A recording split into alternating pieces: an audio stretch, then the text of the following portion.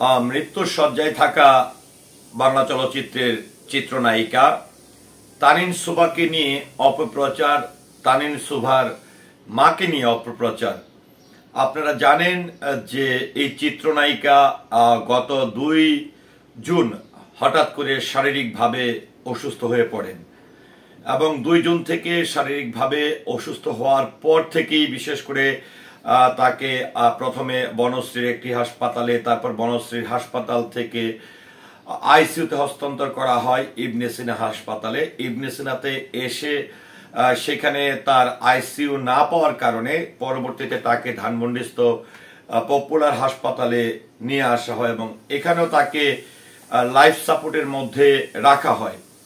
তো আমরা যেটি হচ্ছে বাংলাদেশ চলচ্চিত্র শিল্পী সমিতির পক্ষ থেকে, বিশেষ করে আমি আছি, চিত্রনায়িকা মুক্তি ম্যাডাম আছে, আমাদের সভাপতি মিশা সওদাগর সাহেব দেশের বাইরে থেকে এবং অন্যান্য কমিটির যারা আছে, এক কথায় বলতে পারি বাংলাদেশ চলচ্চিত্র শিল্পী সমিতি এবং আমাদের শিল্পী সমাজ, যেহেতু তানিন সুভা আমাদের বাংলা চলচ্চিত্র শিল্পী সমিতির সদস্য ছিলেন, তো সেক্ষেত্রে শিল্পী সমিতির অন্যান্য শিল্পীরা যারা আছেন, সহকর্মী যারা আছেন, সদস্য যারা আছেন, সার্বক্ষণিক কিন্তু তানিনের পাশে, তানিনের পরিবারের পাশে আছে। আসলে সত্যিকার ভাবে তানিনের অবস্থা কোনোভাবেই ভালো নয়। এখনো পর্যন্ত তার জ্ঞান ফিরে আসেনি। আজকে 4 দিন, এখানে 2 দিন কিন্তু অতিবাহিত হয়ে গেছে। তো এই অবস্থায় কিন্তু আমরা খুবই দুঃখজনক বিষয় যে কিছু সোশ্যাল মিডিয়া, সামাজিক যোগাযোগ মাধ্যম তানিনের মাকে নিয়ে একটি ভিডিও এরকম তারা অপপ্রচার চালাচ্ছে, যে ভিডিওটিতে আমি লক্ষ্য করলাম যে আসলে অন্য একজন নারী কান্নাকাটি করছে মুখে কাপড় ধরে।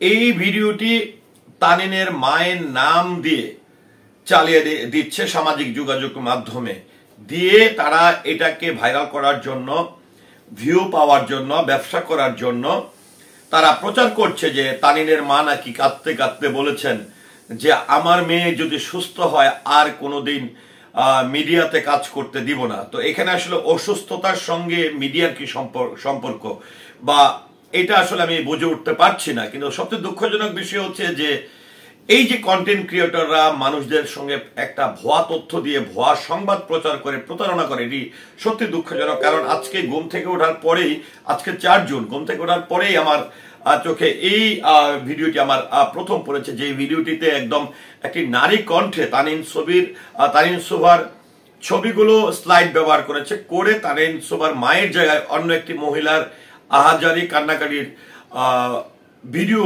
দিয়ে তারা তানিন সুভার পরিবারের ওপর দিয়ে চালিয়ে দিয়েছে। তো আমি তাদের উদ্দেশ্যে একটি কথা বলতে চাই যে আসলে ইন্ডাস্ট্রির সঙ্গে তার পরিবারের দূরত্ব তৈরি করার জন্য বা একটি সাংঘর্ষিক পরিস্থিতি তৈরি করার জন্য কি আপনারা এটি করছেন? আপনাদের কি মনুষ্যত্ব নয়? আপনারা কি মানুষ না, নাকি আপনারা অমানুষ? একটি মানুষ যেখানে মৃত্যুর শয্যায় হাসপাতালে পাঞ্জা লড়ছে, গোটা শিল্পী সমাজ, গোটা ইন্ডাস্ট্রি, চলচ্চিত্র শিল্পী সমিতি থেকে শুরু করে সবাই তার পাশে আছে, সেখানে আপনারা গুজব রটাচ্ছেন। ভালো হয়ে যান, ভালো হইতে পয়সা লাগে না, এক মনে রাখতে হবে। আজকে আপনি যেই নারী হয়ে ভয়েস দিচ্ছেন, মানুষের সঙ্গে ভুয়া তথ্য দিয়ে প্রচারণা করছেন, আপনি এখন এই মুহূর্তে এই ভুয়া তথ্যের কারণে, মানুষের বদদুয়ার কারণে, কারণ আপনারা হয়তো জানেন না যে তানিন সুভার একটি 2.5 বছরের শিশু বাচ্চা আছে। আজকে এই শিশু কন্যার জন্য হলেও তাকে সুস্থ হয়ে আসতে হবে। কিন্তু আপনারা যে এই যে মিথ্যা তথ্যগুলো প্রচার করছেন, একের পর এক আমাদের এমককে মেরে ফেলছেন, তমককে মেরে ফেলছেন, তো এই ধরনের তথ্য থেকে বেরিয়ে আসুন। মনে রাখবেন আপনাকে মরতে হবে একদিন। যাই হোক, সারা দেশবাসীর কাছে কৃতজ্ঞতা জানাই যে আমরা আসলে তানিন সুভার অসুস্থতার খবরটি যখন প্রকাশ করি, তারপর থেকে সবাই আন্তরিক ছিল, সবাই যেই যার যার জায়গা থেকে দোয়া করছেন।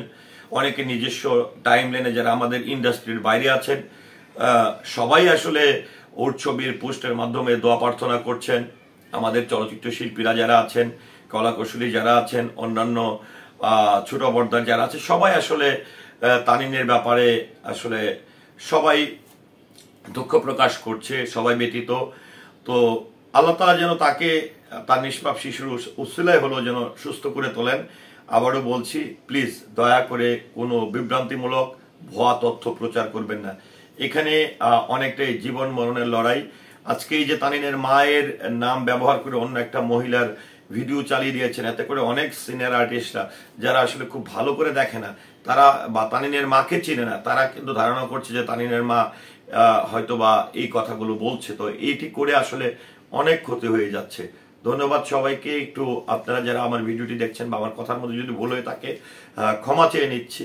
আর এই যে যারা ভুয়া কন্টেন্ট ক্রিয়েটর আছে, মিথ্যা সংবাদগুলো প্রচার করে, তাদের সম্পর্কে আপনার মতামত কি অবশ্যই কমেন্টের মাধ্যমে জানাবেন। ধন্যবাদ সবাইকে। আসসালামু আলাইকুম।